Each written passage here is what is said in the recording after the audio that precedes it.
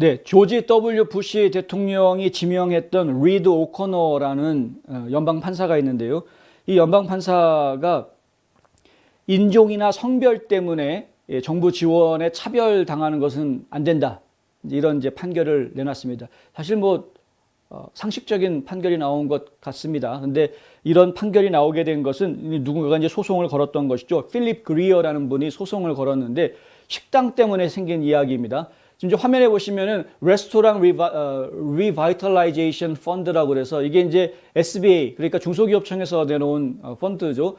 이 펀드가 뭐냐면은 식당 운영을 한 사람들이 코로나 바이러스 때문에 가장 큰 타격을 받은 업종 중에 하나다라는 것을 인정을 하고 작년도 그러니까 2020년도에 코로나 바이러스 때문에 매상이 줄어든 부분 이 부분을 보상해 주기 위한 그런 이제 프로젝트로 진행이 된 것입니다. 그런데 전체 예산이 잡혀져 있는 부분 중에서 첫 21일 동안, 그러니까 첫 3주 동안에는 우선순위 그룹에만 먼저 집행을 하겠다. 이런 이야기가 나왔습니다.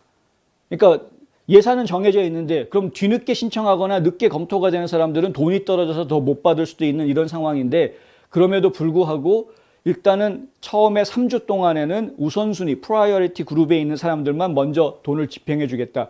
이렇게 이야기하는 것이죠. 근데 프라이어리티 그룹에 누가 들어가 있느냐?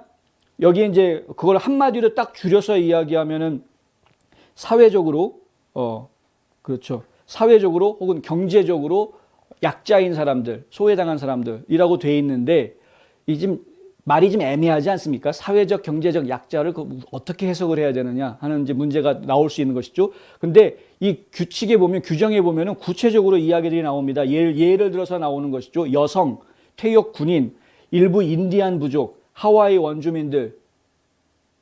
그러니까 백인을 제외하고 이런 그 소수계에 있는 사람들, 이런 사람들이 51% 이상 그 식당을 차지하고 있고 소유하고 있고 실제로 이 사람이 식당에 나와서 일을 하고 있는 이런 상황이라면 그러면은 해당이 된다. 이렇게 되어 있습니다.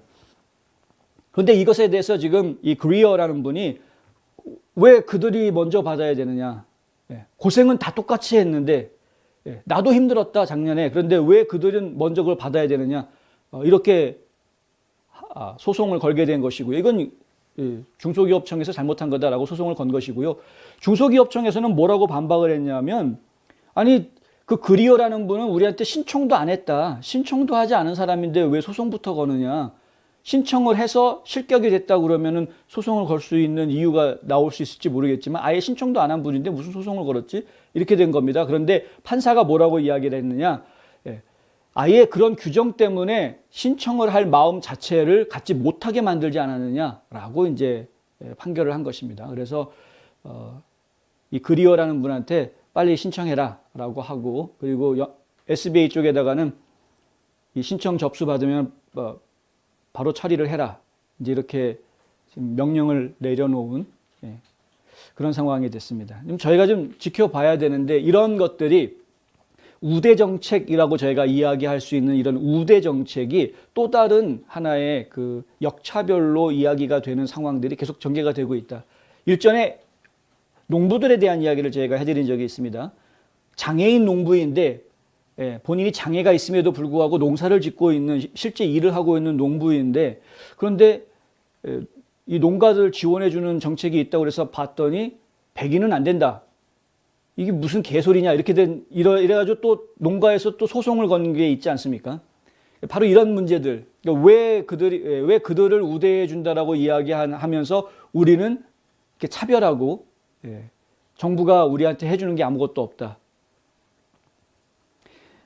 이 한 나라에 살면서 나는 이 나라에 할 도리를 다 했는데 국민으로서 할 도리 다 했다라고 이야기하면 뭐 여러 가지 이야기가 있겠습니다만 가장 중요한 게 이제 납세의 의무 아닙니까? 대한민국 같은 경우에는 이제 국방의 의무도 있죠. 그러니까 납세의 의무, 국방의 의무 이런 것들을 다 지켰는데 했는데 그런데 국가가 나한테 아무런 도움을 주지 않는다.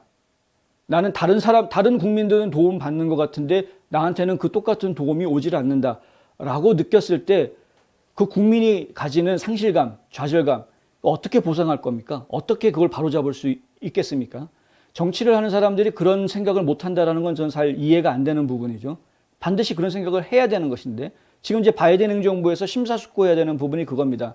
예, 블랙 라이브스 매터 좋다 이거죠. 예, 흑인 생명도 중요하고 다 뭐 생명은 다 중요한 겁니다만은 그런데 그들이 과거에 고생했던 것 좋다 인정해 준다는 것이죠. 그래서 그들이 좀 더 유리한 입지에서 미국 사회에 잘 적응해 갈 수 있도록 도와주겠다. 그것도 다 이해할 수 있다라는 겁니다.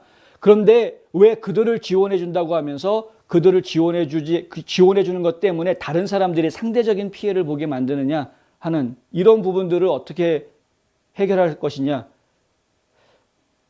여러 차례 말씀을 드리지만 도움이라는 것은 꼭 도움이 필요한 사람이 따로 있습니다. 전반적으로 도움을 주는 것은 도움이 아닙니다.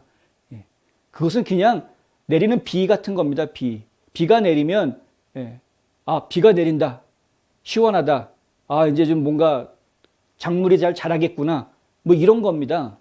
어떤 사람은 그 빗물을 받아서 나중에 다른 데 쓰는 사람도 있고 어떤 사람은 그 빗물 속에서 목욕을 하는 사람이 있을 수도 있고 어떤 사람은 그 빗물을 피해서 어디 숨어 있는 사람도 있을 수 있는 거고 사람들마다 행동은 다 다를 수밖에 없는 겁니다. 전반적인 도움을 주는 이런 그 정부가 펼치는 연방 차원의 복지라는 것은 그것은 결코 어떤 한 방향으로 사람들을 몰아가거나 사람들의 생각을 바꿔놓지 못한다. 사람들의 생각이나 마음을 법이 바꿀 수 없는 것처럼 사람들의 생각이나 마음을 정치인들이 어찌할 수 있는 것이 아니다라는 겁니다. 잘 살펴서 정책을 펼쳐야 되는 것인데 근데 반대로 그냥 무조건 돈 풀면은 좋아하겠지. 인기 끌기 작전만 하려고 하는 그런 정권은 굉장히 이 나라에 해가 되는 정권일 수밖에 없다라는 말을 다시 드릴 수밖에 없는 것이죠.